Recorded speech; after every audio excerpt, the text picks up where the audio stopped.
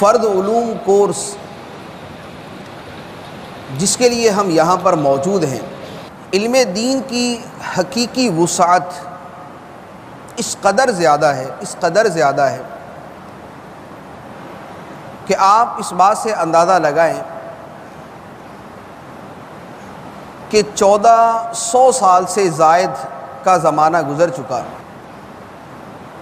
آج بھی قرآن پاک کی تفاسیر لکھی جا رہی ہیں، آج بھی احادیث مبارکہ کی شروحات تحریر کی جا رہی ہیں، آج بھی فقہ کے اوپر کتابیں مرتب ہو رہی ہیں،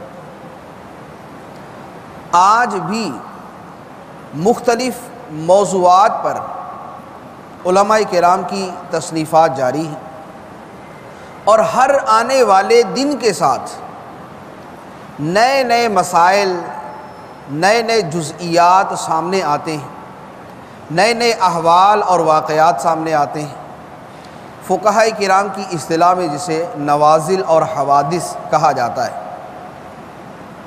تو ہر دن کوئی نیا مسئلہ پیش آتا ہے، کسی کو کوئی، کسی کو تصوف کے اعتبار سے، کسی کو تفسیر کے اعتبار سے، کسی کو حدیث کے اعتبار سے، کسی کو فقہ کے اعتبار سے، کسی کو اخلاقیات کے اعتبار سے۔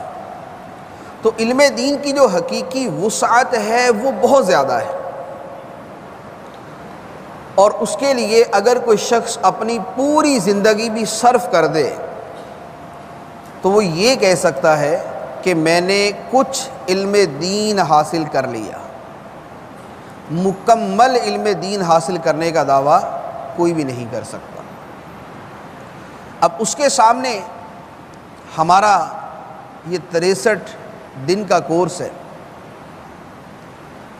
جس میں حتی الامکان نصاب مرتب کرنے کے لیے یہ کوشش کی گئی ہے کہ 5 جو بنیادی چیزیں ہیں، وہ 5 اہم ترین چیزیں ہیں کہ فرد علوم جن کے ساتھ متعلق ہوتے ہیں، ہم ان کا معتد بہا حصہ، ہم ان کا ایک اہم اور ایک بڑا حصہ جو ہے وہ ہم اپنے اس کورس کے اندر شامل کر لیں۔ وہ 5 چیزیں کون سی ہیں؟ نمبر 1 عقائد، نمبر 2 عبادات، نمبر 3 معاملات، نمبر 4 اچھے اخلاق، اور نمبر 5 مہلکات یعنی ہلاک کر دینے والے گناہ۔ یہ 5 وہ بنیادی ابواب ہیں، یہ 5 وہ بنیادیں ہیں کہ جن کے اوپر فرد علوم کا دار و مدار ہوتا ہے۔ عقائد سے متعلق، عبادات سے متعلق، معاملات کے بارے میں، اچھے اخلاق جس میں صبر ہے، شکر ہے، توکل ہے، رضا بالقضاء ہے، اور یہ چیزیں آتی ہیں، اور مہلکات میں پھر ظاہری اور باطنی دونوں قسم کے گناہ شامل ہیں۔ حسد، بغض، تکبر، کینہ بھی اس میں ہے، اور اس کے علاوہ جو گناہ کبیرہ کے بارے میں بزرگان دین نے کتابیں تصنیف کی ہے وہ گناہ بھی اس میں شامل ہیں۔ تو ہمارا یہ کورس انشاءاللہ عز و جل حتی الامکان ضروری سے ضروری باتوں پر مشتمل ہوگا۔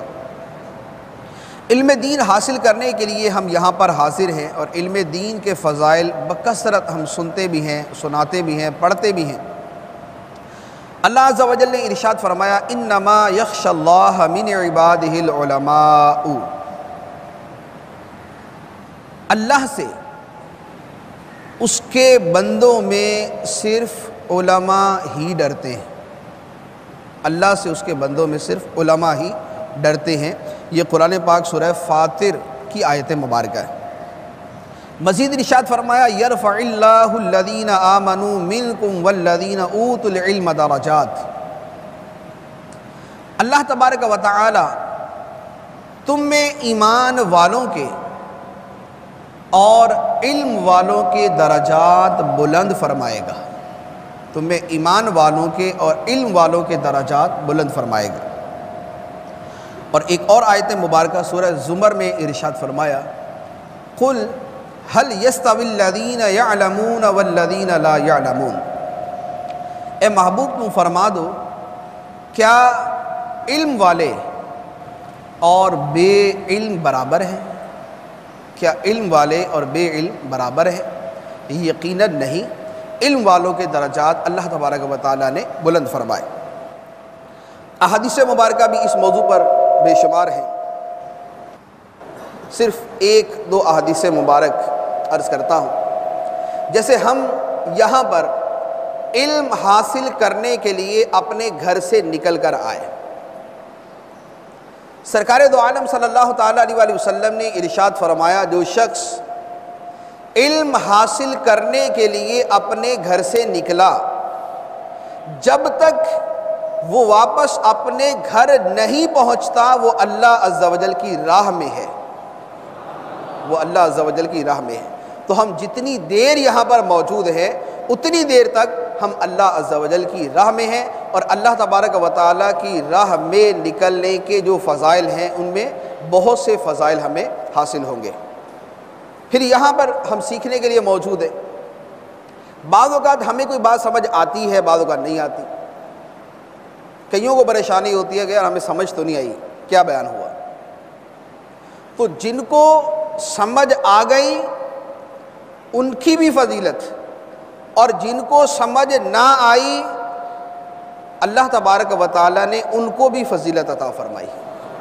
سرکار دو عالم صلی اللہ تعالیٰ علیہ وآلہ وسلم نے ارشاد فرمایا کہ جس نے علم حاصل کرنے کے لیے کوشش کی اور اس نے علم حاصل کر لیا اسے 2 اجر ملیں گے، اسے 2 اجر ملیں گے، اور جو علم حاصل کرنے کے لیے کوشش کرے اور علم حاصل نہ کر سکے فرمایا ثواب سے وہ بھی محروم نہ رہے گا، اللہ تبارک و تعالیٰ اسے بھی 1 اجر عطا فرمائے گا۔